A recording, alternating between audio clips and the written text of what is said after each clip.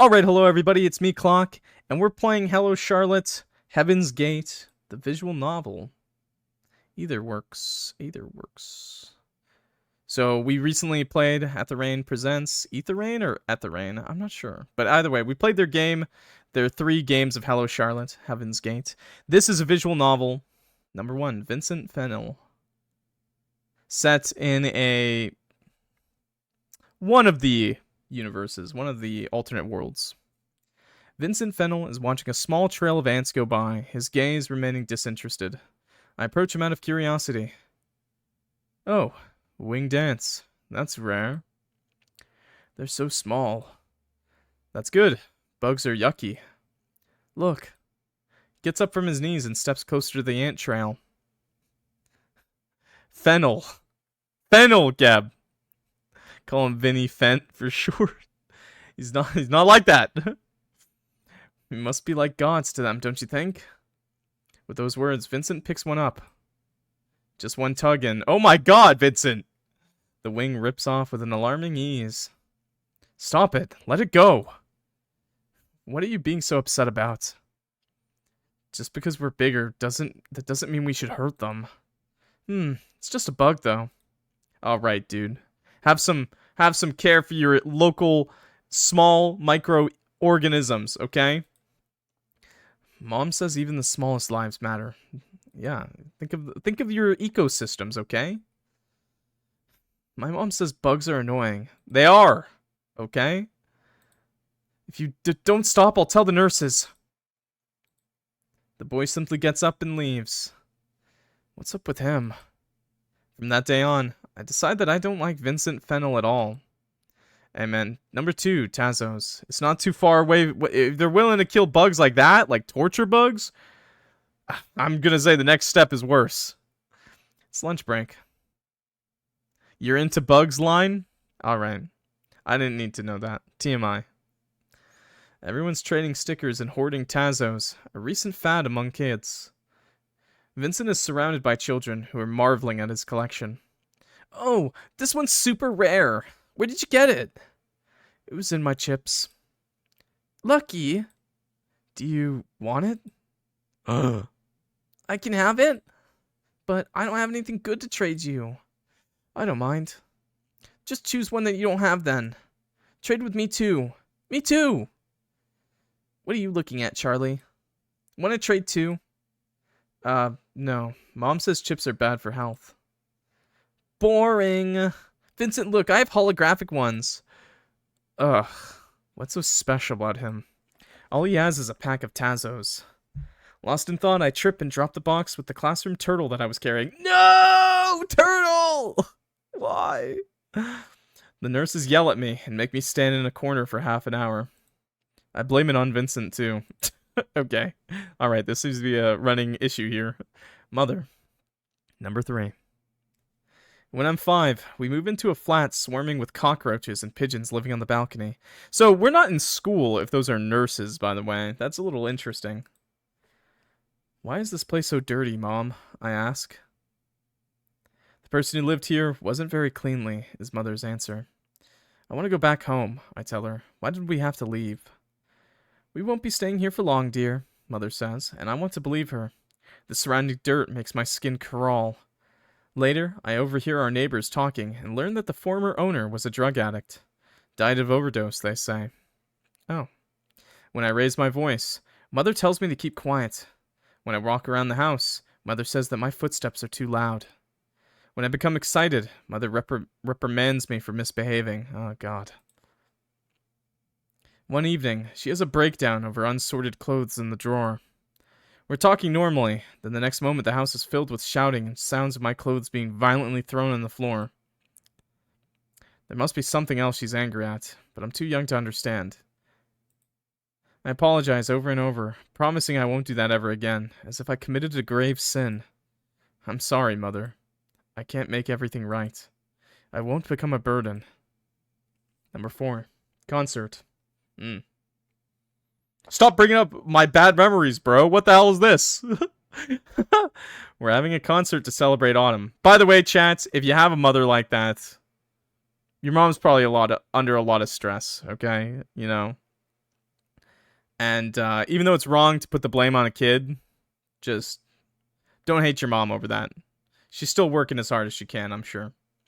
We're having a concert to celebrate autumn. Our nurses are wearing dresses with paper maple leaves sewn onto them. Yes, Maple Leaves Canada! I recite a poem aloud, trying not to mess it up halfway. It has 4 lines. I'm so nervous that my voice comes out too quietly, even though I recite it perfectly. Vincent got 6 lines. It must be because the nurses think he's the smartest in the group. Hell, he even goes to chess club. Vincent recites the poem in a monotonous voice, like he doesn't give a care. Vincent's almost always the last to be picked up by his parents. Sometimes nobody comes, and he just goes home alone. I tell Mom about that, and she totally freaks out. How could a child go home by himself? She exclaims, shocked. What are his parents thinking? I don't know what to say to that. Number 5, Valentine's Day. It's Valentine's Day. Everyone gets tangerines and Kinder Surprises for lunch. Who the fuck is giving Kinder Surprise eggs for their kids? Yo, what? What? Excuse me? No way, dude. Tangerines are fucking delicious, though. But damn, your kid is crazy rich if you're getting Kinder Surprise eggs for lunch. Your kid's also obese, but we won't talk about that. I get sick and throw up onto my festive shirt. I mean, Kinder eggs are great, don't get me wrong, but for lunch? Your parents are giving you Kinder eggs for lunch, chat? Fucking rich kids, dude. I didn't like it much anyway. Mom did, though. Look at also for all the Americans out there. So Kinder Surprise eggs are these little chocolate chocolate eggs, and they have a little capsule inside of them with a toy. See, a lot of Americans don't know about it, chat, because they're banned there. Because kids in America only would choke on them and die, so they had to ban them. Poor Americans. Vincent is at the nurse's office too. He tripped and scraped his knee. The nurse is drawing a net on it with green antiseptic. The scrape seems bad, but he's not even wincing, his stare staying blank. They're sold here? Yeah, they are. They actually had to change like how they make them. There was at least like 5 years where America just didn't have them though. So a lot of people there don't know what they are. Like it's like a certain age group. Doesn't he feel any pain? Maybe he's actually a robot. I want to ask him that, but my headache is too strong, so I ignore him. All I want is to go home and watch cartoons in bed. Thankfully, Mom's quick to come to my rescue. Afterwards, I stay at home for a whole week. To be fair, the whole Kinder Egg thing, it makes sense. Kids are gonna eat small toys. You know, American kids are known for eating Tide Pods, for God's sake. Like, they shouldn't have had safety measures in the first place. Time passes fast. My kindergarten graduation album is filled with pictures of other kids running around and a macro photograph of myself in some kind of medieval clothing from the photo shoot. The whole stream is just gonna be me talking about Kinder Surprise eggs. But you know what? For real, chat? The chocolate on those suckers, they're the best goddamn chocolate you'll eat. Right? Right, chat? You're like, why don't they make this shit like a chocolate bar? Man, they're so good. They're so good. And if you've ever had a Bueno bar, so good. You literally just eat that in the store, make that sound, and everyone looking at you, but they'll be like, oh, it's fine, because then they notice you're eating the Kinder bar. It's my favorite one, but I'll never admit that. I can barely contain my excitement for the first day of school. Vincent goes to a different one, but it doesn't matter. I didn't like him much anyway. Damn. Number 7. Friends. You have some problems if you don't eat chocolate and love it like that. Come on, everyone would look at you and be like, oh, it's fine, he's just eating a Kinder Surprise egg. Oh yeah, it's fine, he's just eating a Bueno bar. You have problems. Kinder bars are your favorite? Actually, yeah. Actually, yes. Elementary school is boring. I solve all the problems in my math workbook in one evening, and as a consequence, end up dying of boredom at actual lessons. Shouldn't there be a faster way to do this? As the school days pass, I get so excited about my intellectual abilities that I point out others' mistakes every time I notice them. I'm a dick. What the hell? The girl sitting next to me seems to enjoy my company, mainly because she gets to copy my answers during tests. Yeah, okay, I don't think she enjoys your company, bud. In the meantime, I find a new way to make friends. All you have to do is buy them food or share yours. Then everyone will gather around you, excited to get sweets for free. I spend all my pocket money on snacks, still end up being chosen last at PE lessons. It takes me some time and an after-school beating to learn not to poke my nose into others' business. Shit. It's not my fault people cheat on tests. I'm just doing what's right. At least that's what I think. Apparently, people don't like snitches. Nor do they like being responsible or proper. While I'm doing everything not to be a burden, they're giving their all to cause trouble. Coffee Crisp is goated, though, too. I feel like this will take some time to sink in. Chat, what's your favorite chocolate bar? Over the years, I learned to keep my mouth shut. From a moderately talkative kid, I turned into a complete class ghost. By the end of 4th year, everyone still calls me by my last name. Number 8. Reunion. In middle school, we see each other again. Oreo Hershey's? I have my phone on full blast too, and I'm 100% sure my mom heard that we love chocolate bars, like Kinder Surprise. Yeah, nice. That's what you're referring to, nothing else, right? Please tell me your mom didn't just hear me moan. I'll shut up now. Vincent looks more frail than I remember him being. Maybe it's just that I've gotten taller. When he sees me, he smiles. In fact, he smiles to everyone. The usual unchanging blank expression that he had in kindergarten is gone from his face, replaced with a mask. It's unsettling. I don't smile back. She did. Oh, okay. It hurts when parents hear me. Somehow, we end up doing a class project together. By the time I gathered the courage to ask someone to invite me, everyone else had already found a partner. But there was an open spot in his group. The other 2 kids just want easy marks, so only the 2 of us actually end up working. 2! No! Vincent is surprisingly nice to work with. He's a good team player, very considerate, giving his all to complete the task. A complete contrast to most of the kids. For the first time in a while, I have fun working in a group. System notification, 1 incoming message from Charles. Here, I'm sending over the presentation files.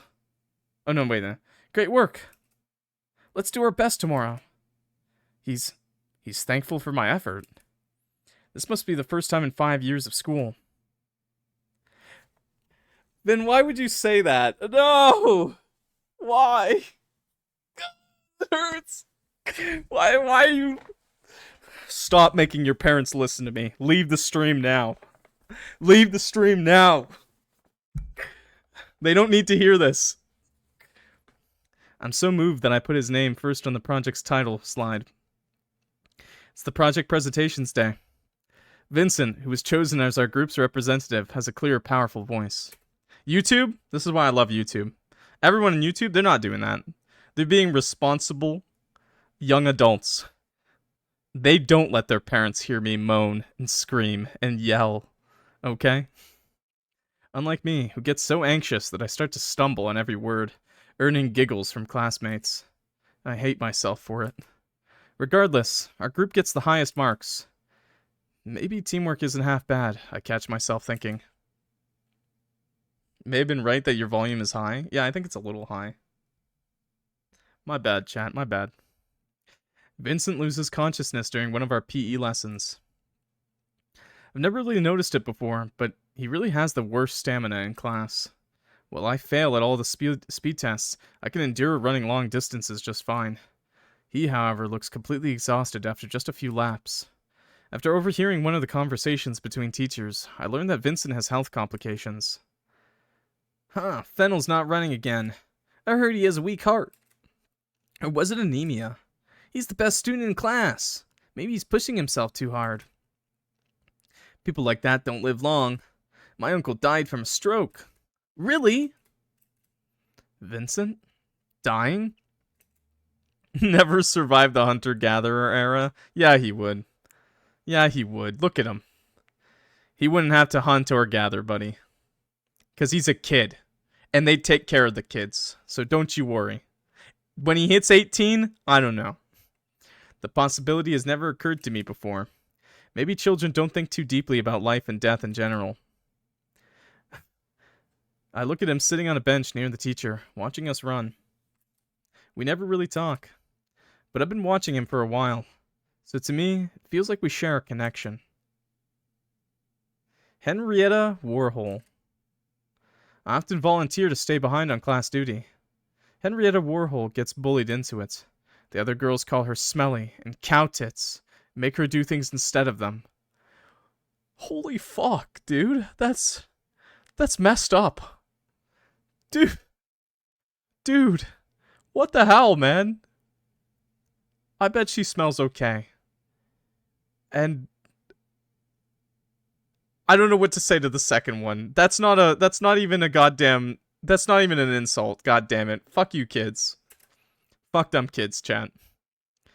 So right now, she's unenthusiastically scrubbing a dirty desk with a wet rag. You should use detergent to scrub this off. Don't tell me what to do, Eiler. Eiler? Eiler or Eiler? I'm gonna say Eiler. Why are you even here? It's not your turn to clean. I like cleaning. And we're like, I can't trust anyone with it. Everyone's too sloppy and lazy to properly clean all the dust. Just thinking of sitting behind a dirty desk makes my skin crawl. Sounds like high school? True. Weirdo. You can go home. I plan to stay after lessons anyway. I have piano class coming up in 2 hours. Piano class? Middle of the night? Just enough time to clean and do homework. No, I'll stay. They're waiting outside. If I go too early, they might think I'm slacking off. Damn, that's complicated. Okay. We clean in silence. Well, at least be friends. I don't really know what to talk about with her. Anything. Henrietta doesn't seem like she's up for discussing homework either. God, I'm boring. Henrietta? Yes? Give me your hand. I place a candy in it. Oh my... I mean, that's a really nice, kind gesture. But that's creepy as hell, bruh. Place a candy in it. You know, it's actually really cute. I actually recently just bought a sweater just like this and a dress shirt to do this with. I feel so preppy. But I like it. It's a good fit. Place a candy in it. Here, good work today. Carrying snacks around still remains as a habit of mine. Might as well try to win Warhol's goodwill with it. Henrietta stays weirdly silent. There isn't anything wrong with it, right? Unless you don't like barberry flavor. Oh. Thanks. Cosplay arc went? Never. Never. This is not happening. You're welcome. Henrietta awkwardly stumbles out of the classroom without saying so much as a goodbye. She gonna eat that candy. Weeks later, we start talking during lunch breaks sometimes. The other girls mock and tease her for it, but Henrietta learns to talk back. Hell yes! Maybe she's more confident about herself when she feels less alone. System notification. 3 incoming messages from Henri. Okay, listen up, Eiler. We're gonna get rid of your acne. I'm gonna send you a list of skincare products and food to avoid. But, Mom... No buts. For a clean freak, you sure hate looking after yourself. Number 11. Past. Mother never tells me anything about her past, or father, and I never ask. It's something we never talk about. All I can do is listen to her occasionally cry at night, keep quiet about it in the morning. She's holding up well, but I can't help but worry that one day she might trip and fall and never get up. The thought makes my hands itch, and I spend 10 minutes in the bathroom trying to wash it off. I want to grow up and become someone she can depend on. Number 12. Interlude. Alone. It's quiet in the mind library. I'm hunched over a language workbook, trying to fill in the blanks, but all the letters come out jumbled. I write them over and over again, until the pages are filled with illegible scribbles. Frey peeks over my shoulder like nothing's wrong. Are I wasn't sure there was going to be aliens in this alternate universe of Hello Charlotte, but I guess Frey is here. Doing someone's homework again, Miss Wiltshire. You do know that it's not your obligation to do it, don't you? Charlotte. It's for a friend. Ah, so that's why you couldn't turn them down. Because they said you're friends. Was it so wrong to believe them, Frey? No, of course not. Miss Wiltshire is a very earnest girl, after all. Too gullible for her own good. Dude, I love Charlotte, dude. I'm still not over Hello Charlotte, bro. It's such a sad story. It's so good, though. It's a perfect story. You see, what your so-called friend used was a key word. A password that doesn't mean anything. You heard it, and immediately thought of the meaning you had for it. You may have thought the other person meant, I want to help and understand you, but in reality they meant, I want to use you for my own needs. Sure, they could have been honest with you, but would you be doing this for them if you knew the truth? Right. But that doesn't make them evil, per se. If they were the main character, I'm sure the viewers would understand their way of thinking. Frey runs his finger over a messed up sentence and stops at the period mark. The true evil lies in muddled words, Miss Wiltshire. Remember that. I absentmindedly look at the ruined workbook. David recently lost a friend to self-deletion. Yeah. I mean, I think you could tell the dev went through a whole lot. I don't know the specifics, but by playing the games, all 3 games, you could tell the dev has gone through a lot. So, still, if I don't do as they say, I'll be left all alone. This is all I'm good for anyway. Frey leans his head on me, but I have no strength left to shove him away. You know, that's not true, Miss Wiltshire. You just want someone to make you feel better about yourself. Even if it's someone you despise. But don't worry. I know all the words you want to hear. You may feel like you're never doing enough. But in reality, you're always doing your best, aren't you? Number 13, school trip. During the first year of high school, we go on a school trip. I don't have anyone to make promises about sitting together with, so right now I'm left with 3 choices. A. Sitting with the teacher. Death. No, don't do that. B. Sitting with one of the class bullies. Okay, and what's option number 3? Can it get worse? C. Approaching Mr. Fennel, who happens to have a seat open near him. Oh. I decide that the latter is the lesser evil. Mind if I sit here? Not at all. Thanks. Oh, man. Okay, so I have this. I have this fit. But I kind of want this, too. I feel like I'll also look less nerdy if I wore something like this. But I have this. I'm pretty happy with it. Oh, now that I think of it, it's the front seat. This like cardigan look, I like that. I shouldn't be taking it. You can just change with someone if they get carsick. I, for one, can't sit in the back. I always get dizzy. Sucks to be you. Vincent laughs dryly. His laughter doesn't reach his ears. Crap. I just messed up from my second informal conversation with him. By the time I gather myself again, Vincent's long since asleep. What? He just... Alright. His head is bumping against the bus window in small intervals. Put his head on your shoulder. I bring out my MP3 player, but minutes later, everyone decides to watch an action movie. The loud sound doesn't seem to bother Vincent, who's sleeping with earplugs. Smart. I should have brought some too. In the end, I settle on watching the movie and lose the track of time. By the time we arrive at the hotel, it's past midnight. I get a room with 3 guys who don't mind me ditching them during the night. Success. At best, they'll get drunk and play cards in someone else's room until sunrise, and at worst, one of them brought drugs. Maybe both. We get up the stairs and unlock our room. It has a bed and a shower, so it's perfect. My classmates leave the room as soon as they finish unpacking. As expected, they don't bother inviting me anywhere. Glad they know I hate having fun. He was a skater boy, now I see you later, boy. I spend half of the night sketching ideas for comics I might draw someday. All of them feel like I've seen them before. In the morning, I emit the light of freshness. I like being up early. The hotel dining room is dead silent, like a cemetery. Out of my classmates, only some girls and Vincent are present. My headset just turned off, goddammit. Because no sound is playing. I decide to drop into the seat near him. Here, I'm going to turn it on just in case, okay? Don't worry about it. You didn't hear nothing. Morning. Good morning. I didn't see you last night. I was getting my beauty sleep. Did you party with everyone? Of course. Have to admit, I have a hard time imagining you drinking. Why, I have a high alcohol tolerance. Unlike many. Ugh, don't remind me. I woke up to sounds of someone puking in the toilet next door. Ah, unpleasant, isn't it? No, I'm not charging it. My face says it all.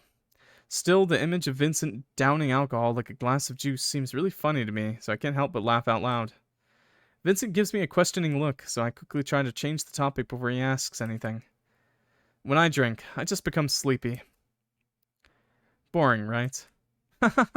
Is that so? I thought you'd be the type to talk a lot. Nah, if anything, I shut up for good, then fall asleep. I think I'm the type people would call an ambulance for because they drunkenly think I died of lethal ethanol intake. You sound like you speak from experience. Well, the trip itself is nothing special. Art museums never interested me much. What? Dude, I loved visiting museums as a kid, dude. I loved it! And then you go on your own, and you leave everyone else. I love when Ginger airs out your issues. There's no issue. I don't need to charge my headset. It's charged. It's fine. She's wrong. Art museums never interested me much. During one of the excursions, Henrietta gets lost, and I volunteer to look for her. Thankfully, I spot her at the statue near the museum with a dead phone. Henrietta doesn't let go of my shirt until we get back to the group. I'm wearing pants. I hate you. I'm wearing pants, I'm wearing a shirt, and I'm wearing a plaid shirt on top of that. Open button, but still. And I'm wearing underwear, before anyone says anything weird, okay? The night at the hotel on our way back doesn't go as smoothly as the first one. This time I have to share a room with a guy who doesn't mind other people seeing him make out with his girlfriend right in the room. Oh, that's so awkward, dude. I do, so I grab my jacket and make my escape. That's also like the biggest Giga Chad mood, though. It's probably wearing jeans. Yes, I am wearing jeans, okay? Put on your pants. Yeah, Malva, put on your pants. Now. You sicko. It's already past curfew. Indoors? Yes, I'm wearing jeans indoors. What about jeans with no underwear? That's even worse.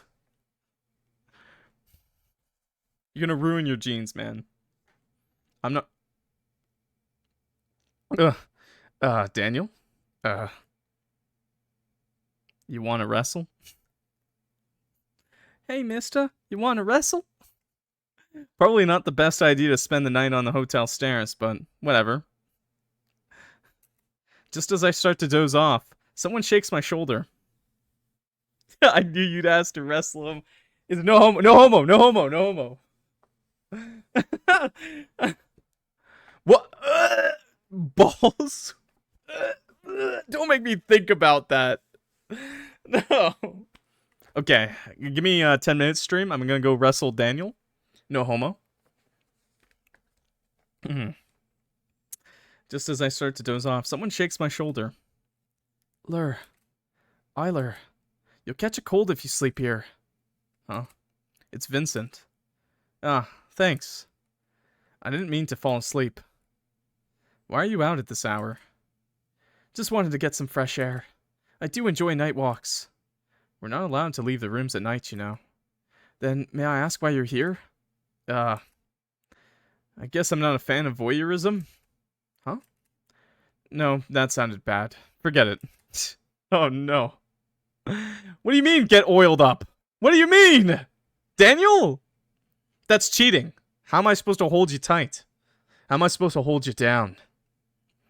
You're gonna slip from my grasp. I can't have that.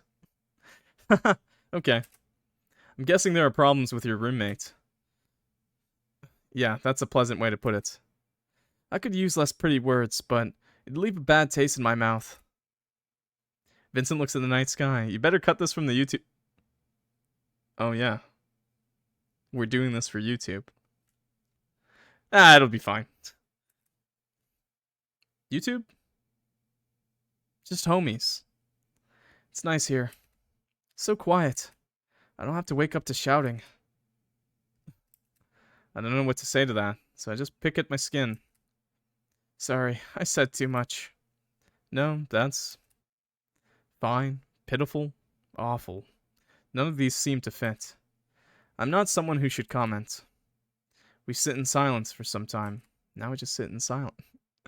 Now we just sit in silence. That being said, do you plan to return to your room? Nah, I'll wait it out a bit more. I see. Well, good night then. Night. Thanks for keeping me company. It's my pleasure. Half an hour later, I returned to my room, only to find my classmates sleeping soundly. This asshole. I fall asleep thinking that it would be nice to go somewhere with my class again. Somebody took my car radio. Passwords. One incoming message from Vincent. Would you mind joining me for lunch? Sure. Just gonna grab something to eat. Is it the usual place? Yes. I'll be going ahead then. Vincent likes to eat outside. It's more quiet here, he says. After the class trip, we've started hanging out more often. Sometimes he invites me for lunch, like today. Don't you think the education system is flawed? Vincent brings a hand to his chin, thoughtful. Me and broski in high school. me and broski in high school. Yes, brother. Depends on what you define as a flaw. If the main objective of education is discipline, then it is essential to have a hierarchy. I'm rather thinking about the things we learn. Take today's test, for example. Do you actually know what the entropy of isolated systems never decreases means? Can you explain that? No, not really. I just learned the material needed to answer the questions. See? You only learned the answer the teacher wanted to see. Not only will you forget this knowledge, but you have no clue what you were writing about. We're only learning key words that we don't know the meaning of, and don't gain any practical knowledge. Okay, I understand where you're coming from. If you can't find use for theoretical knowledge, then it's meaningless, right?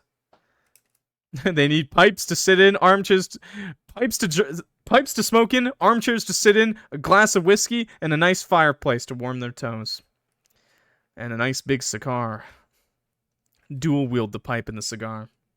However, I wouldn't use this statement as an excuse to slack off, or accuse people of using bad teaching methods for that matter. Right. I just wanted you to hear me out on this. The least crazy hear me out, chat. If given the opportunity, I'd like to change something myself. It'd be ridiculous to tell others how to do their work. I'm relieved you understand.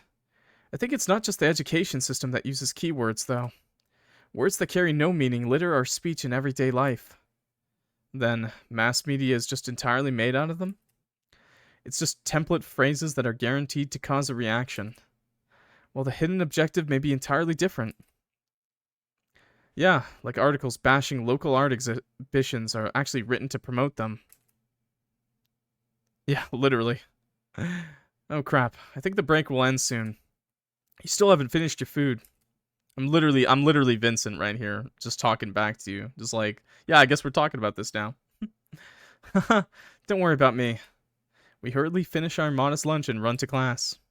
Number 15, puberty. The older we get, the more disturbed and obnoxious everyone becomes. I really like the visual novel so far. Wish it had some music, but it's actually kind of interesting. Even if there's no options or anything. They're trying to connect, clumsily, erratically, which I understand to some degree, but I've always been fine in my own company. Also Vincent's, but he can be tiring too. Sometimes he starts ranting on subjects I don't understand, which gets tedious. Like, how do I give a damn about politics? Go back to your containment board, for God's sake. Henrietta isn't a saint either. Am I actually masochistic for enjoying being bad-mouthed by her? Oh no. Oh no. Oh no. Oh no. Yes. At least she has the same horrible taste in anime. It's not horrible if you enjoy it, chat. Miss Warhol, you absolutely have to consult me on dating sims. We can make a fortune off this. Fuck off, Eiler. It won't sell. Here, at least. And don't talk so loudly. The other girls will hear. It's your fault for trying to seem something you're not. So how about it? You and me, a doujin circle. No, I've never written a finished story in my life. Just copy the popular tropes. Everyone only wants things they're used to. Just go away, Eiler. You're a bother. Go pester someone else. Talking to Miss Warhol always lifts up my mood. Oh no. Oh no, this is literally something I would do. No! Oh no. I really am that annoying though. Have you heard of Heaven's Gate? They're an organization that preaches that our world is controlled by alien puppeteers from another world. Fucked up, right? Does that mean that their world is more real than ours? No, don't out me like this. Don't.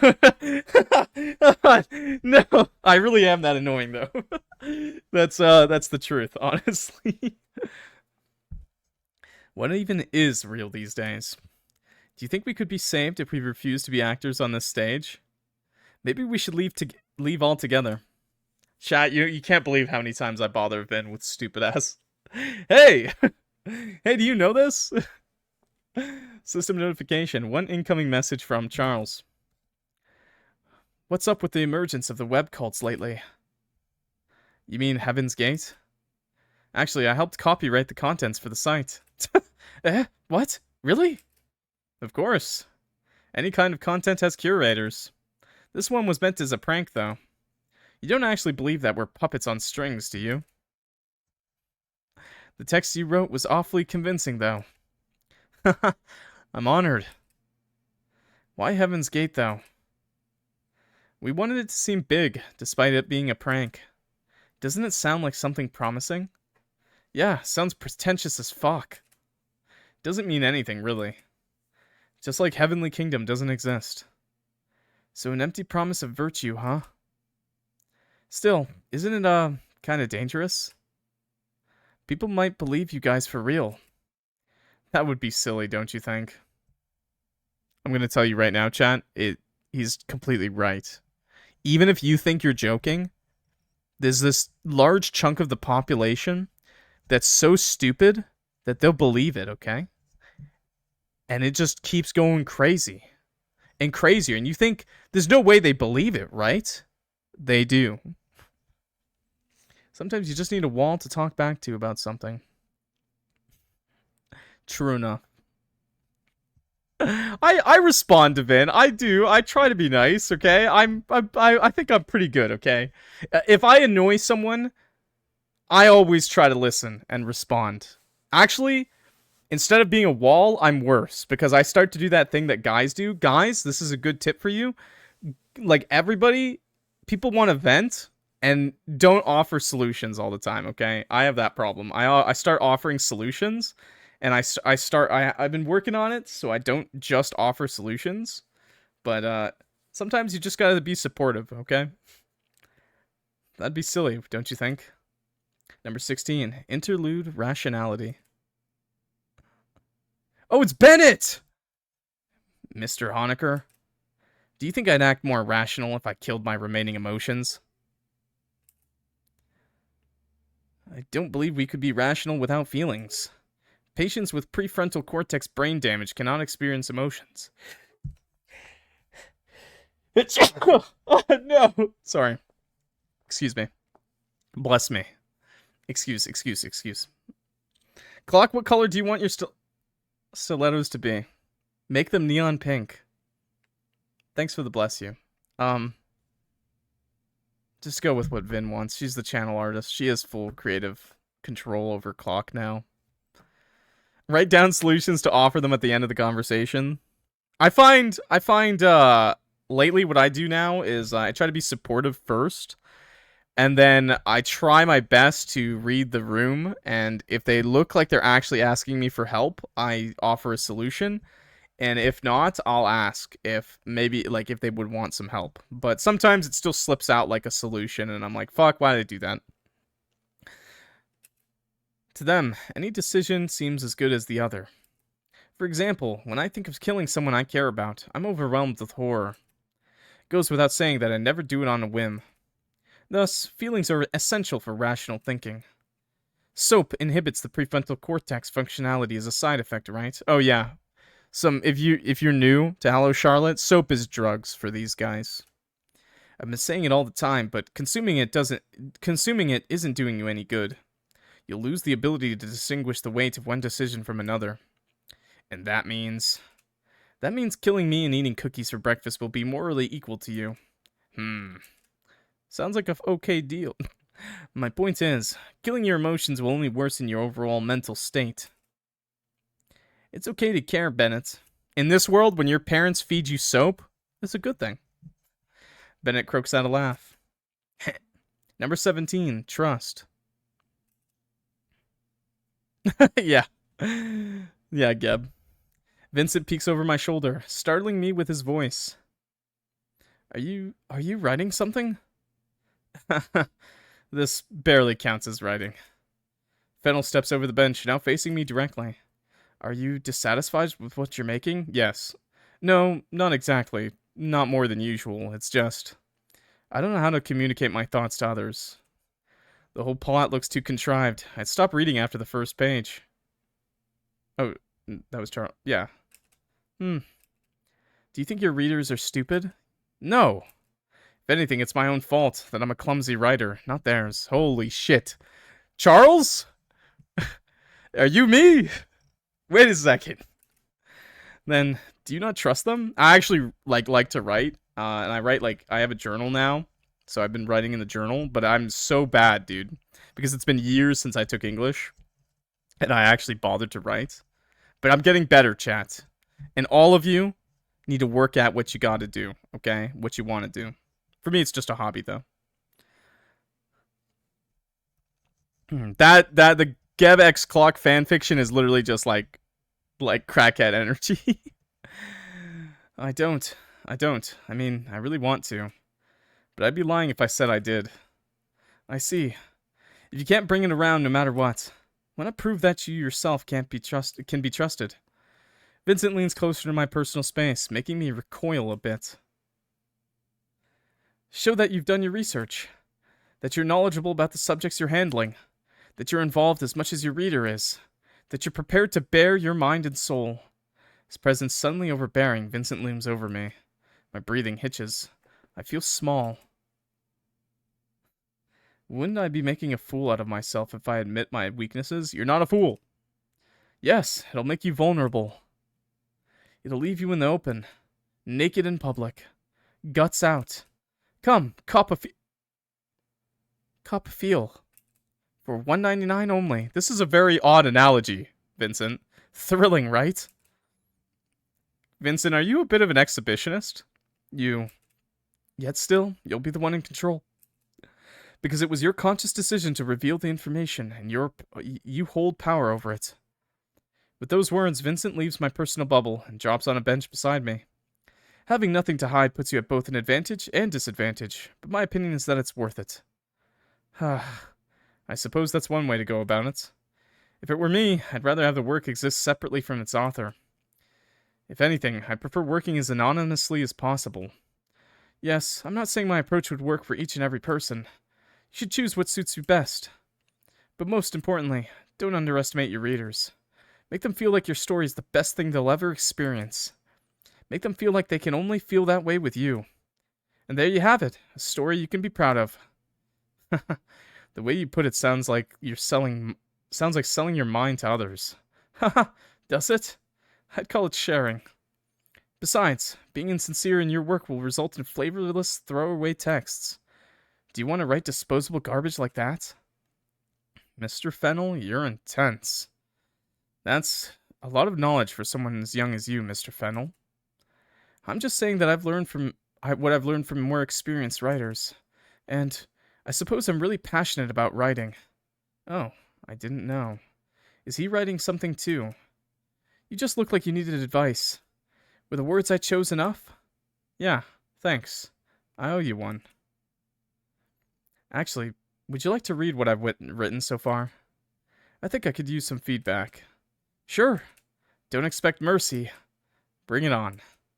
I'll fetch you my notebook next week then. There's a lot written, so you can take your time with it.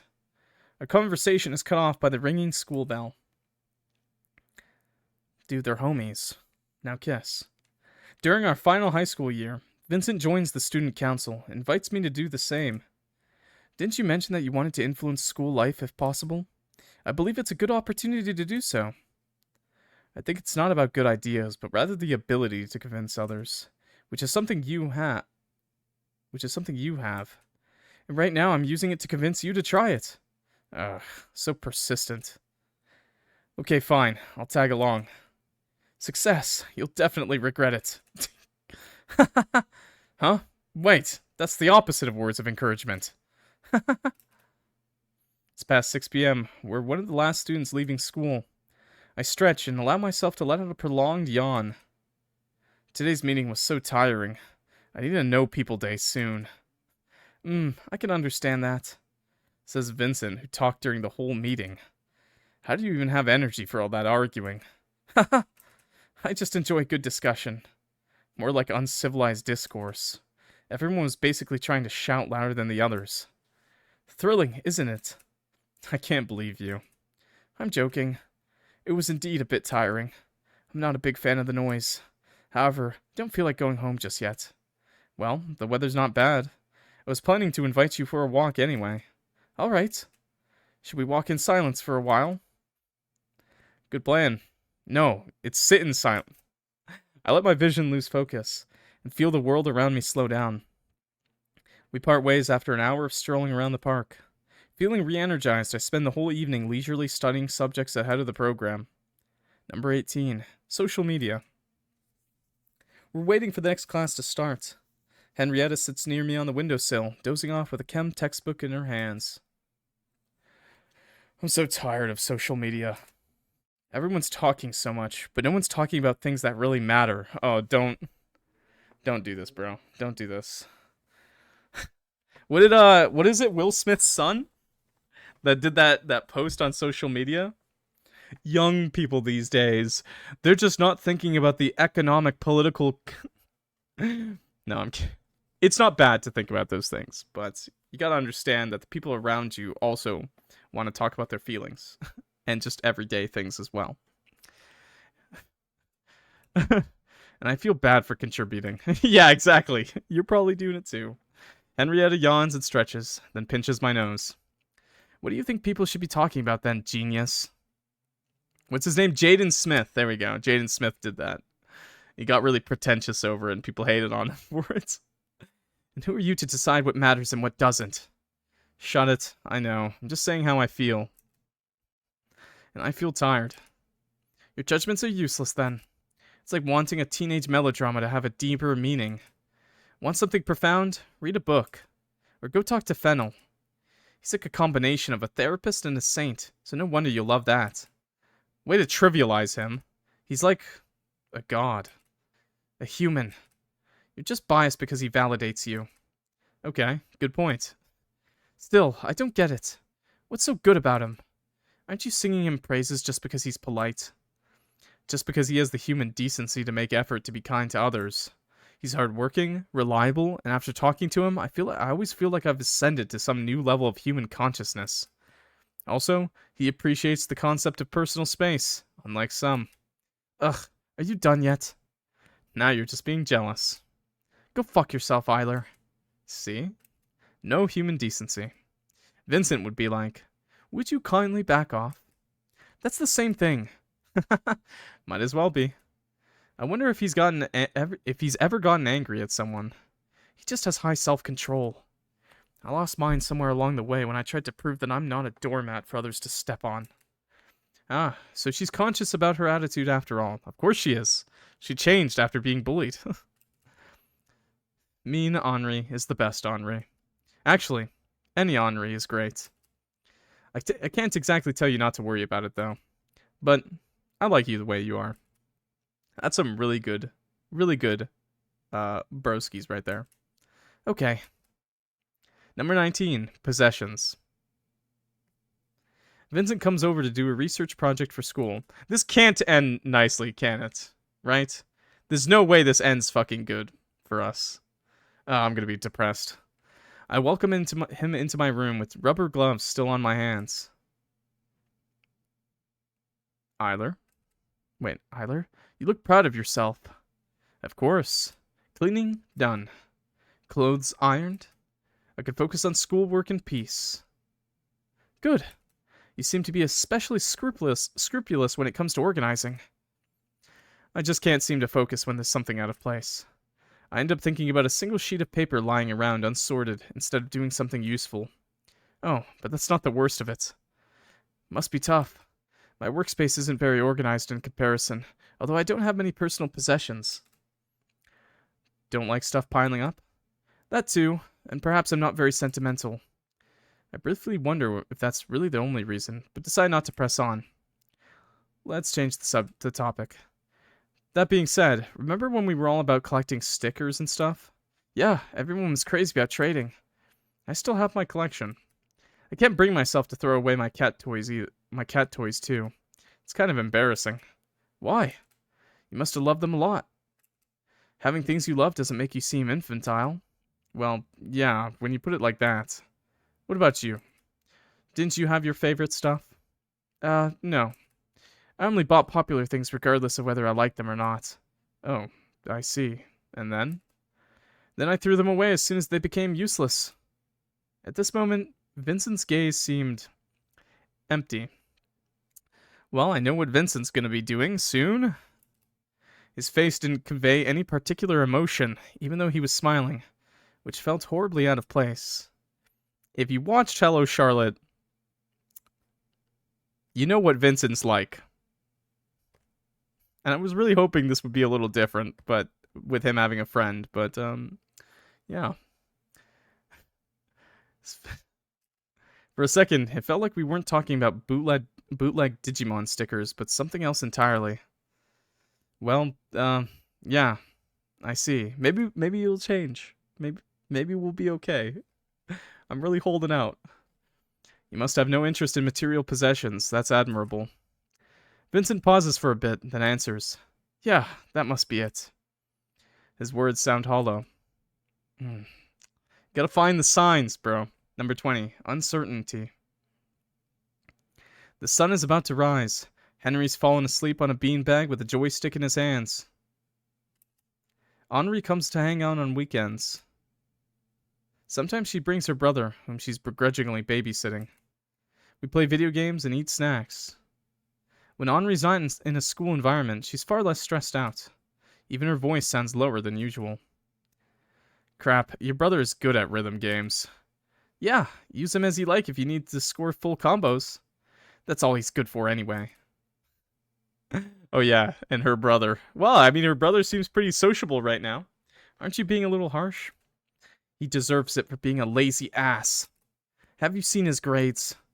It's like he's made it a goal for himself to become the worst student of the year. Maybe his mind just works differently from the rest. Yeah, that too. But for the most part, he just wants to play MMORPGs all day. Alright, dude. Am I getting called out right now? I want to help him, but I also want a break from all this shit. I'm tired of working at part-time jobs to help parents sustain his lifestyle. Do you know how much console games cost? And add that to a monthly MMO subscription, gacha pulls, and merchandise, and you'll get my monthly salary. No way, they're making you pay for all of that? No way, dude. Oh my god. Your parents don't have to buy all of that, you know. Henry says they motivate him, so if they don't, he just refuses to leave the room. Sheesh. Henri looks at the ceiling, contemplating something. That's why I'm so afraid to get back into FFXIV, dude. Oh no. FF14, my love. Eiler, I was thinking... Yes?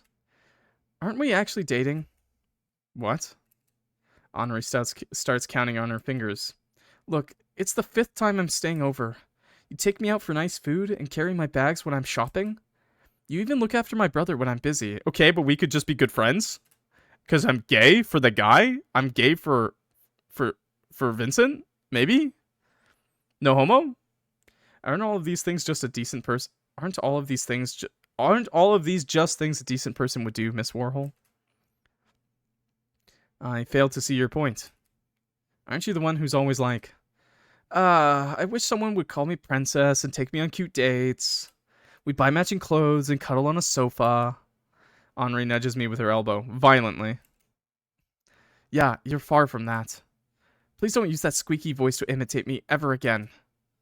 Still, what should we call this? Does it need a specific term? I'm gay for Vincent, no homo. Clock, I don't think you can no homo that. Yes, I can! And watch me. Does it need a specific term? If you're talking about becoming each other's possession, then I'm against it. No one ever belongs to anyone. Yet for some reason, everyone thinks a meaningless string of letters can bind people to them. Isn't it normal to want something you can call your own? It rubs me the wrong way. That would mean treating others as commodities, which in turn contributes to a mindset intrinsic to a capitalist society. Oh my god, high school.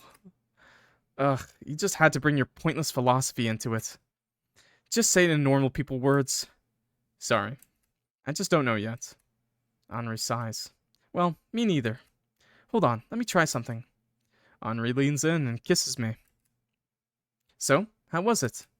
It was supposed to be this amazingly good thing that every story leads up to. But it didn't really feel like anything out of the ordinary. What if it was with someone else? I think it'd be the same. You know, I'm not too comfortable with physical stuff. Is there something wrong with me after all? Want me to hit you? Aren't you the one who keeps going on tirades about everyone experiencing life differently? Just because I don't understand doesn't mean it's your fault. Maybe he's just an asexual king, man. That, or he really... I mean, he says that, but, you know, we'll see how he's feeling when Vincent tries it. Sorry. I just feel like I'm constantly letting people down. Then find a downer like you, jeez. Or stop worrying about it. Just look at Fennel being comfortable in his own company. Vincent's always surrounded by people, though. He only started isolating himself just recently. I've only talked to him a couple times. Felt like he wasn't even there. He's not really listening to what you say. So my conclusion is that he's full of shit. But at least he's content with it. Maybe he was just bored around you? Maybe, but he's like that around literally everyone. And you kind of suck at reading people. I bet Fennel's the kind of person who'd populate a planet with clones of himself and be happy about it. Where did that come from? If I cloned myself or had my personality divided into parts, it'd end in a mass suicide. No, dude. Oh, that's... Wow, okay, well. Wow, I didn't know we were referencing... I didn't even know this was a Hello Charlotte game. Yeah. Now you're being weird. Anyway, I guess it's stupid to try and mold you into something you're not. Even if you do everything a romantic partner would, it's pointless if you're not feeling it. I'm sorry. There you go again. It should be a thank you, shouldn't it? You're right. Thank you, Henri. Number 21. Paralysis. I wake up with a headache and stumble into the bathroom to brush my teeth. I look into the mirror and notice that I only blink with one eye. Weird. But whatever. School proceeds as normal until I start feeling extremely fatigued during the 5th period. Something's not right. I end up calling Mom. She always knows what to do. It seems like your son has Bell's palsy. Might take around a month to recover. Great. Out of all the rare illnesses my body decided to get, this one. Missing a month of school before exam sounds like the worst case scenario. It's just half of my face staying unresponsive, yet my whole body feels numb. I could barely focus on the phone screen as I type a message back to Henri, who's curious enough to investigate my sudden disappearance from class. System notification. 1 incoming message from Henri. You okay?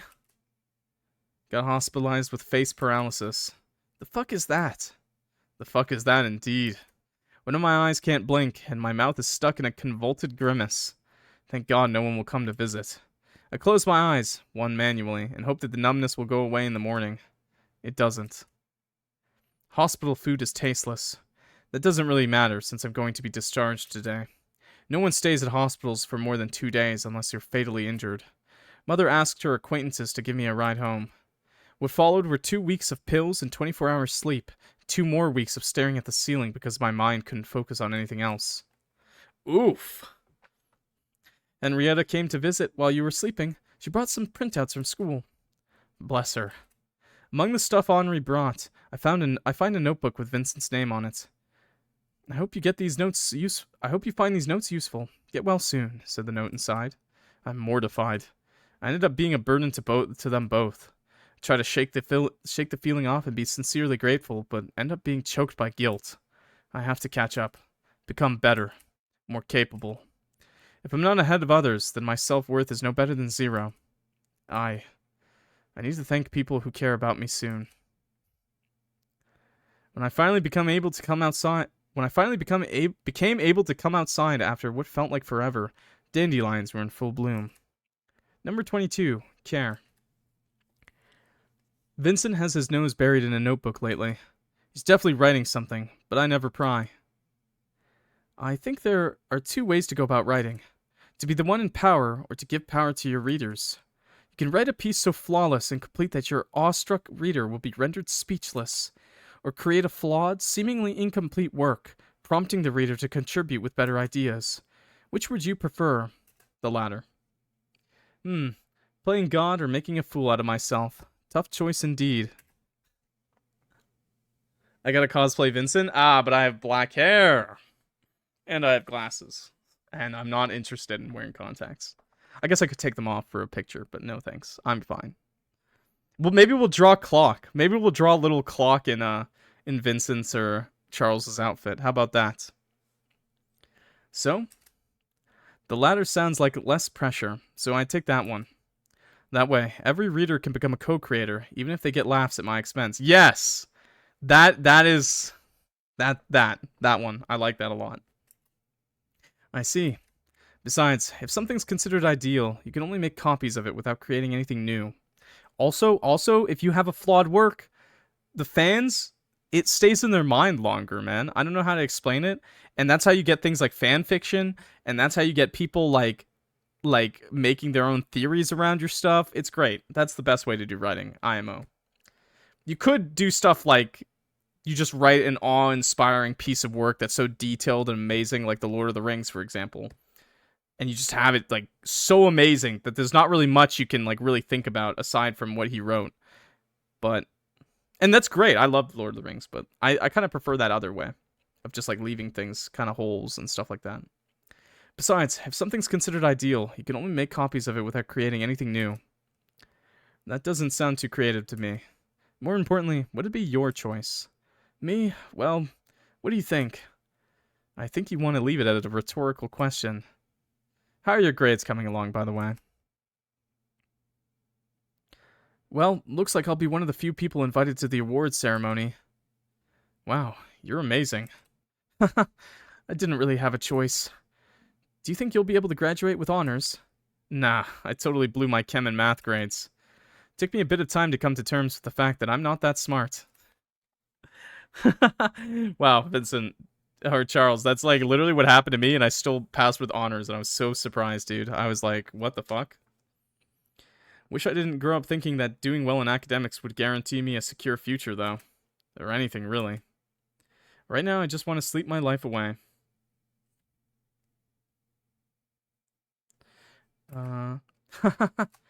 By the way, how's your mother feeling? She's okay, surprisingly enough. I'm doing my best to help her too, even if it means working in retail. I'm sure of it. She used to be far more violent before. Never laid a hand on me, though. It was always something else. Utensils, clothes, books. The only thing I regret is that as a kid, I tried to make her less aggressive by saying I'll kill myself. Charles, that was extremely selfish of me. You were a child. You didn't know any better, true. Still, it's so weird. Out of all solutions, my 4-year-old mind always jumped to suicide. You were probably depressed. It's pretty... I mean, it happens. Vincent touches the bruise on his cheek only somewhat consciously. I guess I just wanted to guilt trip her into caring. She cared. I see. So that idea isn't foreign to you, too. What do you mean? It's nothing. Don't worry. Sounds fishy. But as long as you don't want to talk about it, I'll bug off. It hurts. It hurts. Charles, be a better friend. The signs are there, dude. Oh, I'm not ready for this. I'm not ready for this. Thank you. I would hate being pitied. Number 23. Visit. Maybe I shouldn't have come without a warning. But it's Charles, so he won't mind all that much. I'll just return this book and go home anyway. Click. It's open. Ah. Geez, when will they fix this lock? It's already been a month since it's been like this. This place is already a hellhole. Would it hurt them to put more effort into making it a little bit safer? The elevator's taking too long. Did someone just come in? Oh god. Keep quiet and no one will get hurt. You bitch, stop screaming. Somebody help! I hear someone opening the door, floors above, and a dog barking. Ugh. Jesus Christ, dude. He ran away? I can't stay here. Oh my god. Oh my god! Blood? Ring. Ring, ring, ring, ring, ring, ring, ring, ring, ring. Ring.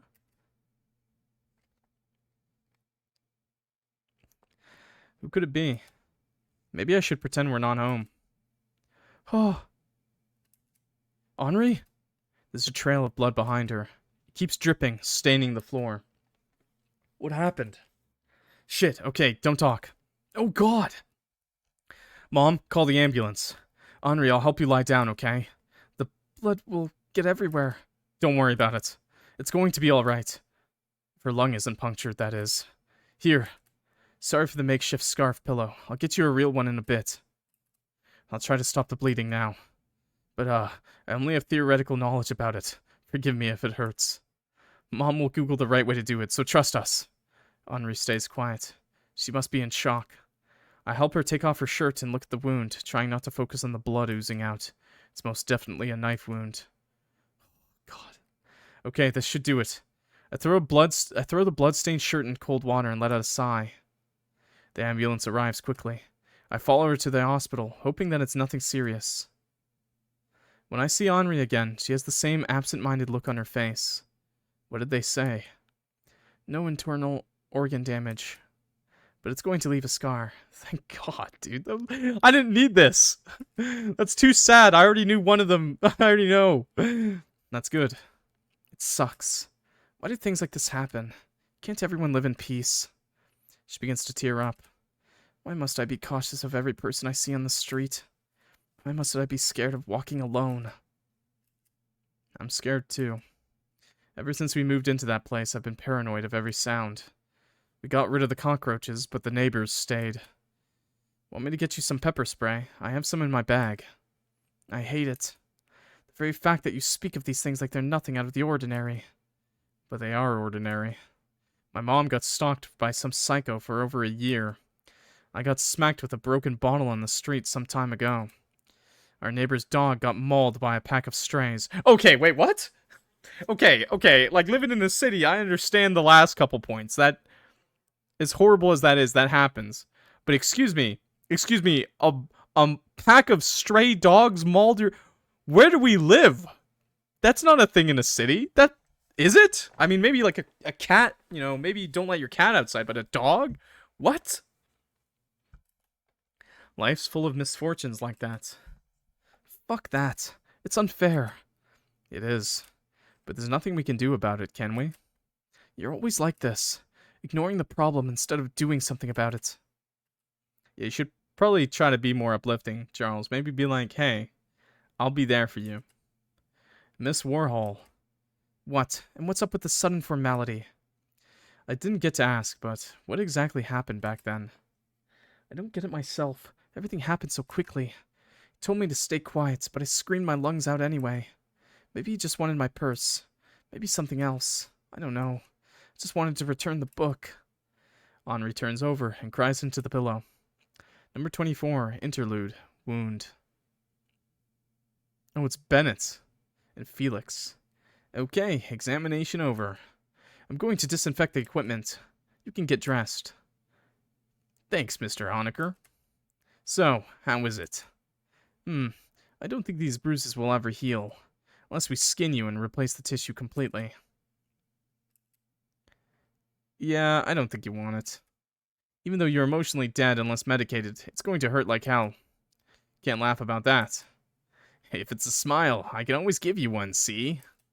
Just like I was taught in the labs. Stop it. That's not funny. It's weird, Mr. Honecker.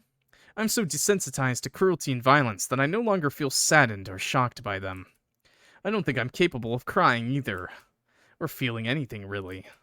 Everything is just mundane. Well, humans are an adaptive species. If all you see every day is atrocities, you can't help but get used to them. Yeah, I guess you're right. Forget I said anything. You hate being sober that much? When I am, I start having thoughts. I'd rather not think, Mr. Honecker. That should be your thing to do. Good night. Well, he's right. It's really not something I should concern myself with. I have to focus on my research while I still have the time. Number 25. Love. We're strolling in the park after school again. The weather isn't particularly good, but I have an umbrella with me. Vincent doesn't mind the rain, but I do, so I follow him like the butler of a rich household. His throat is bandaged. Vincent doesn't bring it up, and I don't ask. Oh my god. Charles! I was gonna wait till the end of the video. I'm gonna wait till the end of the video to talk on this, but I'm dying here, man. I'm dying. And so is Vincent. Vincent doesn't bring it up, and I don't ask. We stop at a small bridge. Oh, there's something I've been meaning to tell you for a while. No way. Is it a love confession, Mr. Fennel? Almost. I've been writing a novel. Oh, what's it called? Ether Almanac. Sounds fancy. I'm still in the process of writing it, and frankly, there's a lot to do, but I have published some chapters already. If you're willing to give it a read, I'll be happy to share it. Of course. I mean, you can't write badly. Thank you for your trust. It's a collection of short stories centered around one divine being.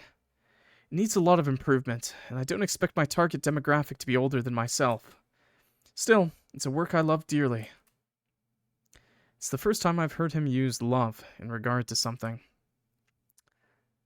I should read it soon, I thought, yet ended up postponing it until the very last minute. One's writing is the mirror of one's soul. I was afraid of my imaginary construct of Vincent shattering upon looking into it. Number 26, Interlude, Ether Almanac. In the land of eternity, there lived a scientist. Exiled from her homeland for heresy against their beliefs, she decided to travel around the world to see all its wonders. She saw civilizations rise and fall, stars explode, and new forms of life come into existence. After thousands of years in wandering, she began to grow weak in her limbs. She walked and walked until she stumbled and fell to the ground. There she lay for days, unable to get up on her own. People passed by. Some asked if she was feeling unwell. Some pitied her and gave her food to eat. Some gave advice on how to get back to her feet. But nobody extended a hand. One day, she felt someone lift up her weakened frame. She looked up and saw a being she couldn't quite describe as its form was constantly changing. It was the most fascinating sight she'd ever seen. "What are you?" the scientist asked. "I cannot be defined by mere words," it laughed, amused by her question. "Some call me White Queen, but that was only one of my many masks. I am neither a man or a woman, for I am not human.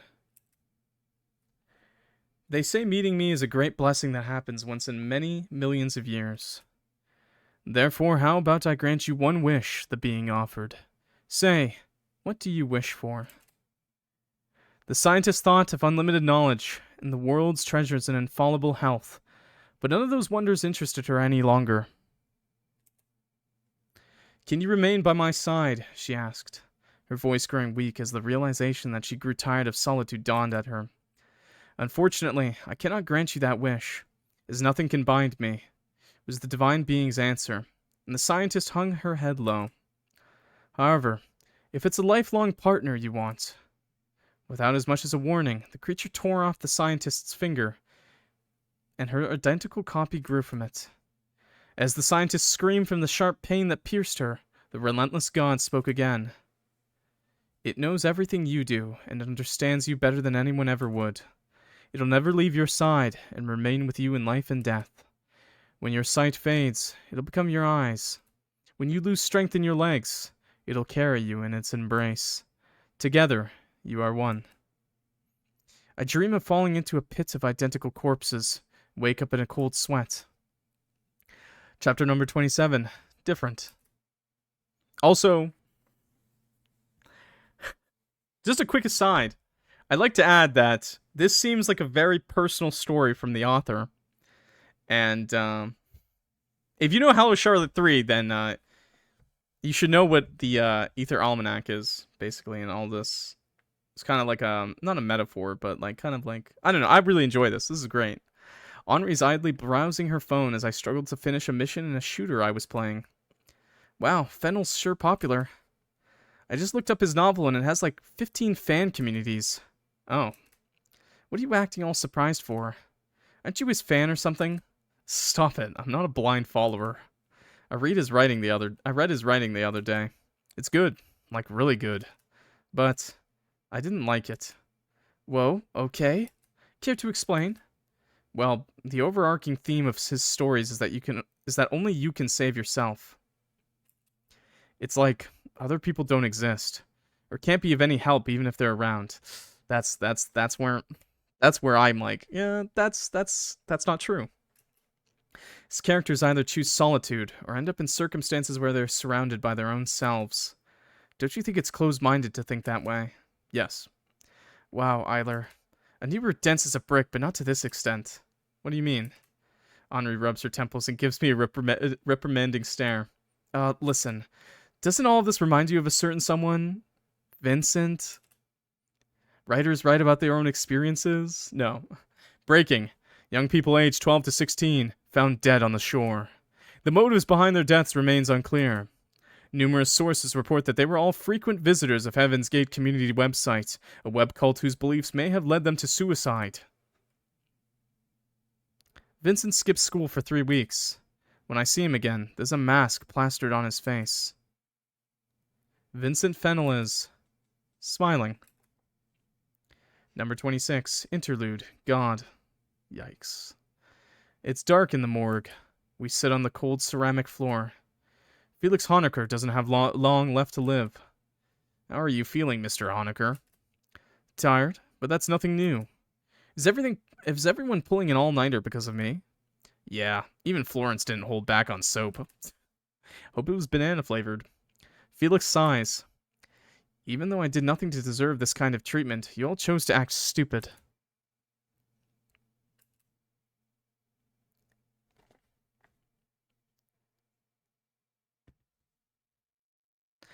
What are you sulking for, idiot? You'll see me tomorrow. That person won't be you. I doubt anybody will notice the difference. It's not like I did anything remarkable during my lifespan. You gave a shit about me. Although, you gave a shit about everyone. Just like Henry, before he fell ill. It's unfair. We both know I'm a copy. First, Mr. Honecker tells me it's okay to care, then he complains when I do. Which is it? Do you believe in God, Bennett? No. Henry Huxley isn't someone as shallow as that. I see. Then it must be the same for me too. Mr. Honecker, I won't make friends with you the next time we meet. It's a promise, then. Number 29, exams. Exams are stressful, but they're nothing I'm unprepared for. After all, I've always been a diligent student. I get paired with Henri during the language exam. We pass with flying colors. Vincent, however, remains as distant as ever. For the past month, we haven't gotten to talk at all. I wonder what he's thinking. Ah, the first time. How disappointing. I can't seem to find any topics to discuss with you, Eiler. No, Vincent's not that petty. The very fact that you thought of me like that makes you the petty one. The truth is yours, imaginary Mr. Fennel. I understood that the way I use words impacts people around me, so I decided to distance myself from people who are easily influenced. More plausible. But doesn't that mean he thinks very little of me? Ugh. There's no guarantee that we'll keep in touch after graduating either. I can't shake off the feeling of frustration welling up and end up losing sleep at night. I'm so anxious that I decide to discuss it with Henri. She likes food, so I'll lure her in by inviting her to a cafe. Hira, what? Henri stabs a cherry tomato on her plate, makes a popping sound and bursts. Maybe telling her wasn't a good idea after all.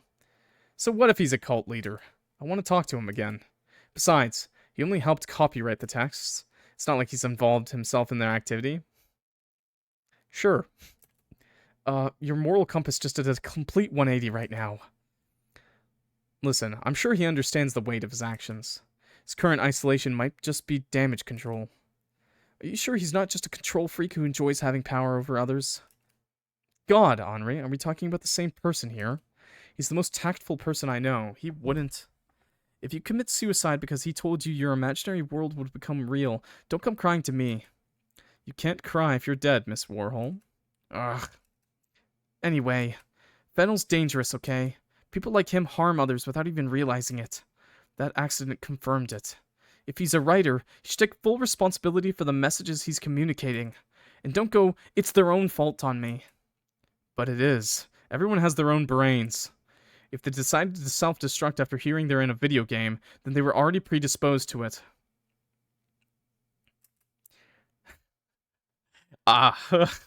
They just saw the cult site and bam, confirmation bias activated. They wanted a motive. They got it. I would never end my life just because I stumbled on some creepypasta on the internet. It would take more than that. Like mother's death. Or my own health deteriorating to the point where I start hurting others. Then I... Hey, stop it. I'm sorry. I don't think I'm completely right, either. Circumstances are different in each individual's case. I know that. Just worried about him. I like that Charles does have that ounce of morality there. Knowing Vincent, he'll never talk about it himself. Which is okay with me, if that's what he wants. But if I keep ignoring this, what if... You know, sometimes you gotta think about what you want, and not what the other person wants, as weird as that sounds. Think of running on the field. Children are laughing, illuminated by sun. People like that don't live long. Fine, I get it. Talk to him when you get the chance, okay?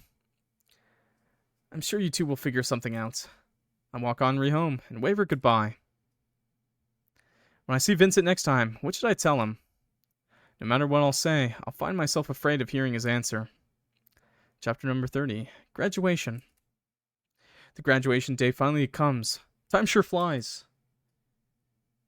Wow, that's actually a really, really pretty dress that they put on Henri.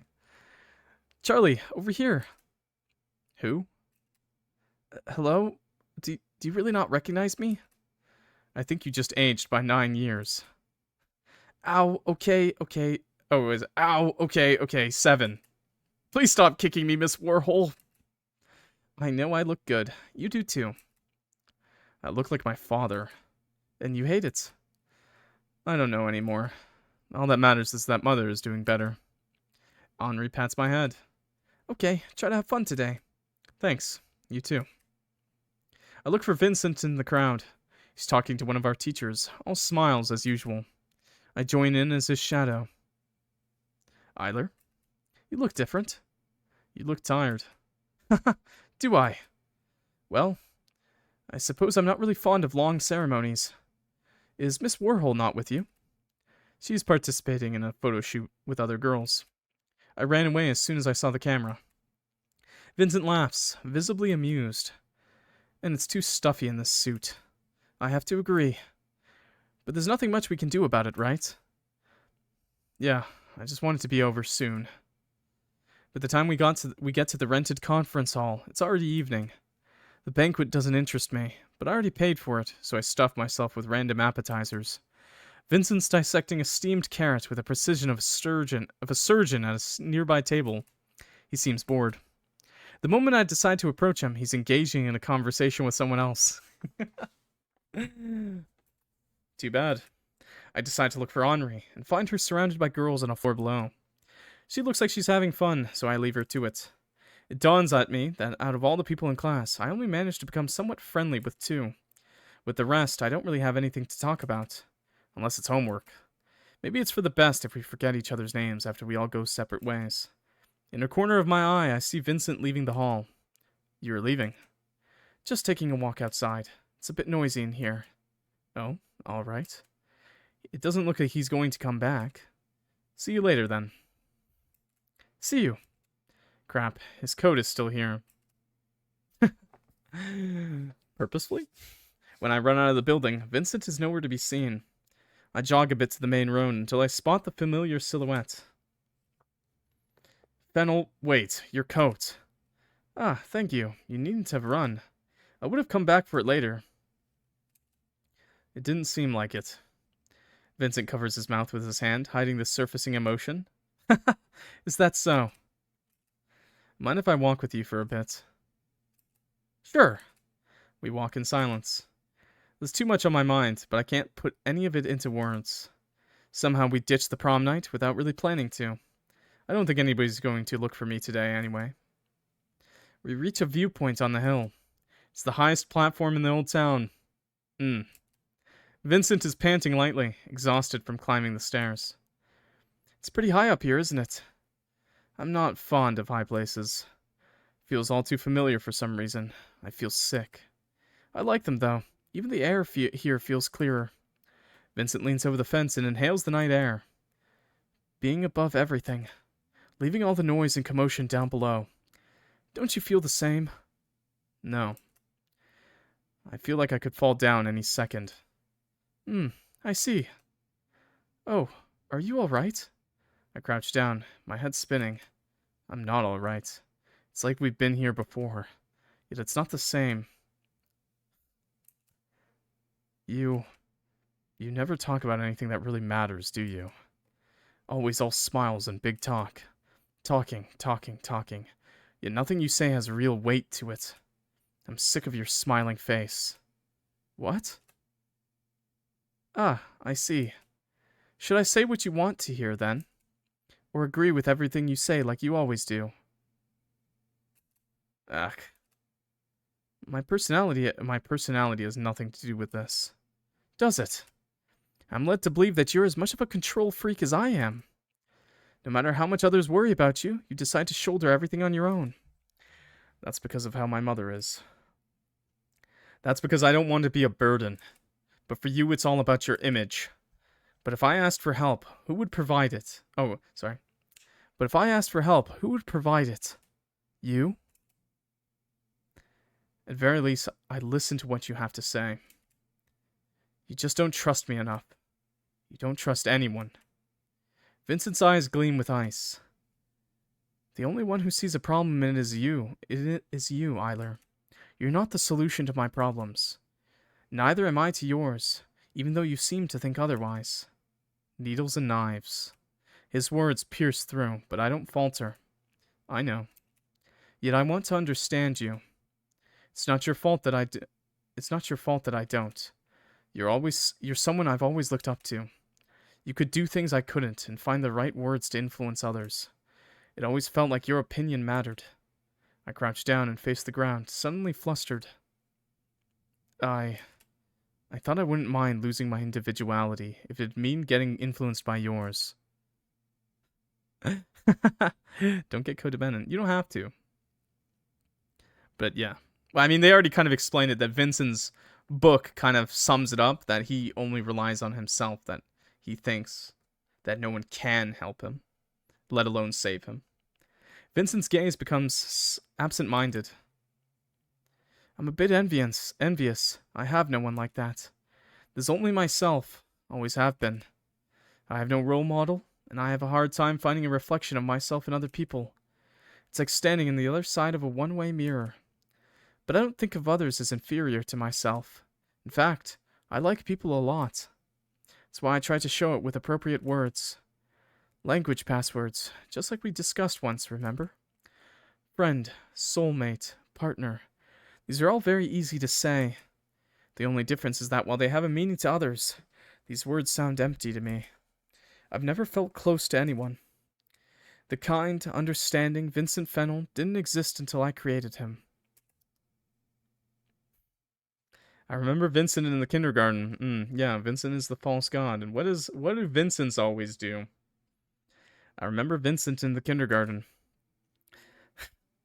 Emotionally dead kid, gathering crowds around him with useless trinkets from popular shows.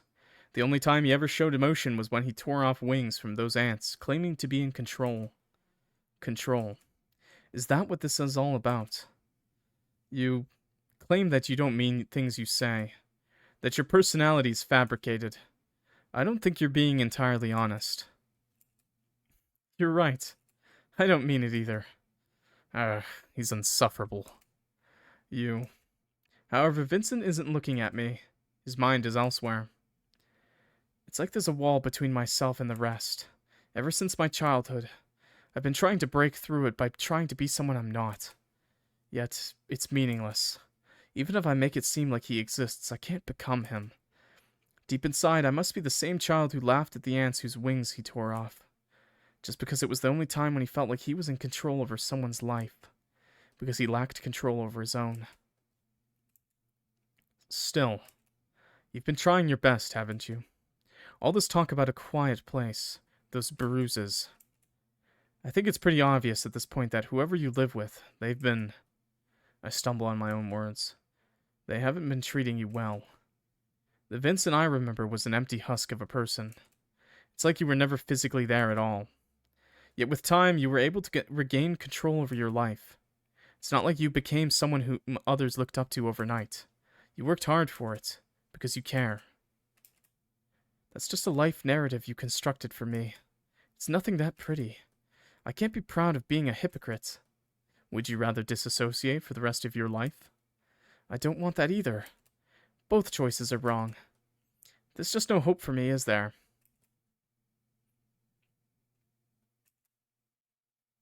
This life... I already tried to put an end to it. A month ago. Huh? I didn't think much of it. It was something I knew would happen one day or another. Naturally. Yet I ended up not going all the way. I thought... I still haven't returned the notebook. I was supposed to put an end to everything. For a ridiculous reason like that, I didn't. My eyes began to sting, but no tears come out. I may be insignificant and frankly boring, but I'm going to do my best to become someone you can consider your equal, so that you won't feel so alone. I'll keep doing my best, so I... In a corner of my eye, I see Vincent crouching down near me, putting a hand on my shoulder. Don't push yourself, he says, his gaze remaining frozen. You're already doing enough. Empty words and template phrases. Neither of us can find comfort in each other's words. Neither of us know what to do. I want you to live, I croak out. Not to a corpse, not to an imaginary construct, not to a vacant shell, but to Vincent Fennel himself. History repeats. I can't see his face. I see, Vincent says simply. No tears, no surprises. That's how Vincent Fennel is. Yet, his words sounded almost thankful. Vincent gets up and extends his hand to me. Congratulations on graduating, Charles. I reach out and accept his hand. The future still remains uncertain, yet I feel like I'll be able to fall asleep tonight. The sun rises. A new day has come. The end. Actually? Art, characters, story, programming by Etherrain. Editing, testing, LK. Phone message system, Nadia Nova. Thank you for playing. I'm actually so happy there. Oh, that was good. I'm so happy. Dude, okay. Obviously, the ending isn't going to be too happy. Obviously, they still have their problems, right? But very different than the games. That made me very happy. Yeah. I still gotta read. I saw the message you just sent to the chats. I'll read it soon. I really enjoyed that. I really like the different ending. I guess you could say different. I really like this alternate universe. I do agree with a lot, like on worldviews and stuff. I mean, lots of teenagers go through it, right? Like lots of teenagers, especially in today's age, where teenagers these days have to deal with so much more than any other generation has ever had to deal with. You know, people don't like to admit it, but like kids these days, you know, there's never been a time in history where one child could access almost all the information in the world at the touch of their fingers and be seen by so many people in the world and talked to and spoken to at all times of day and night. You know, it's a lot, you know, especially. And the one thing that hasn't changed is people are mean and things like that as well. And everyone's different. But I really liked how they handled it. It's the prologue and why he created the house and why he obsessed over Vincent. That was his real life. Yeah. I was going to say, so this is, yeah, why he created the house and why he obsessed over Vincent. That was his real life. Yeah, I really enjoyed it. Obviously the stories. I'm an idiot. Okay, so I'm not gonna presume to talk about this. These are thoughts off the top of my head. I'm not a video essayist. I'm not gonna do a big long-winded thing. I'm just gonna say, you know, I'm glad Vincent had the strength, or Charles had the strength to speak up when it mattered. Like, I'm very happy. It's really hard to do that. Like, it's incredibly hard. And sometimes it will seem like the other person, like Vincent, he said he didn't want his help, you know, and Charles already had a lot on himself, but, you know, and he, you know, it's like he said, it's like, yeah, Vincent may not want that in the moment, you know, he may not want to live, but, you know, Charles did want him to live, you know, Charles did want him, so I think it's really important. And if you're in a situation like that, you gotta look for signs with your friends. You know, people don't just like drastically change for no reason, right? Like, you gotta watch for signs with your friends. Okay, I'm being serious about that for you, YouTube. You YouTube, being serious. You gotta watch for signs. You know, and this is why I try really hard to support friends because I wasn't very good at it when I was younger, and you know, now I'm older and I realize a lot of things. And I try to share that wisdom with people, with younger people especially, because I do have a lot of younger viewers. But I really like this game. I really like Hello Charlotte as a series. Ethereal Delirium, thanks for getting me to play the visual novel. I really enjoyed it. Tell them you love them, yeah. And you know, I'm watching y'all. Thanks for getting me to play the visual novel today. One thing I wanted to just touch on a little bit was Charles and how he had put on a lot on himself. I actually think I'm like very similar to Charles, you know, the way he grew up with a, you know, with I don't want to say an abusive mother because his mother had a lot of stress, right? His mother had a lot of problems. And trust me, your parents love you, but things like that happen and not everyone's some rock that can help their even if they have kids and stuff. Just because your mom's your mom doesn't mean they're a perfect person either. You'll realize it as you get older. Not to say you shouldn't recognize abuse when there is abuse, but you know, it happens. And I really liked how he kind of grew up and kind of realized it. But it also did change how he looked at the world, right? It also changed how he always thought he couldn't be a burden to other people, right? That, and I still kind of struggle with that too. I'm terrible at talking about things that I have problems with. I don't do it very often. And I lots of guys have that problem too in general. But you know, sometimes you gotta understand that other people. I do agree with Vincent somewhat in that at the core of an issue, you yourself have to fix it yourself. But I don't agree with Vincent when they mentioned that no one else can help you or save you at all. I do think that can happen. And I think if you let people around you help, you'll be surprised, okay? How many people want to be your friend, how many people want to be around you, you know, and can help you. So I really like that little... I really like a lot of the themes and a lot of the messages. I I also like the message there with Henri and how Henri kissed him, and it was kind of funny because he was just bros with Henri, and Henri even herself was kind of like, maybe she had an unrecruited love, but I did like that he just kind of it showed a little bit of his, I don't know, it doesn't say it outright that he's gay, but I liked it. I liked it. Always late. Sorry, Mint. We're ending the stream. Stream over.